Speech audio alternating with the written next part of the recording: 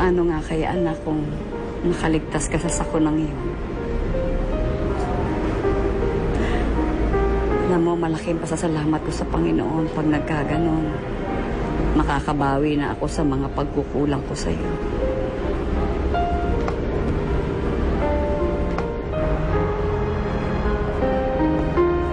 Aling Diday?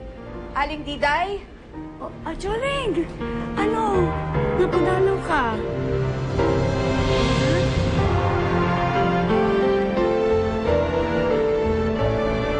Inay?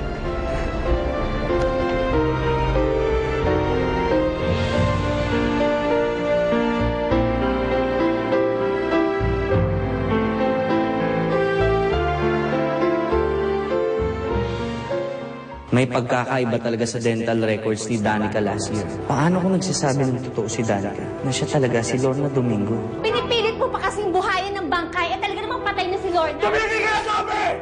Lando? Alam mo, gumagaling ka na ngayon gumiling. Nakakapangigil ka. Tawan mo ako, Ariel! Nagpunta dito si Dr. Ramirez. Pinatotohanan lang niya na talagang patay nga si Lorna. At ikaw yung girlfriend niyang si Danica, di ba? Tigilan mo na ako, wag mo nang kuluhin yung buhay ko. Ayoko na makita yung pagmumukha mo kahit kailan, kaya umalis ka na! Ano? Di ba na?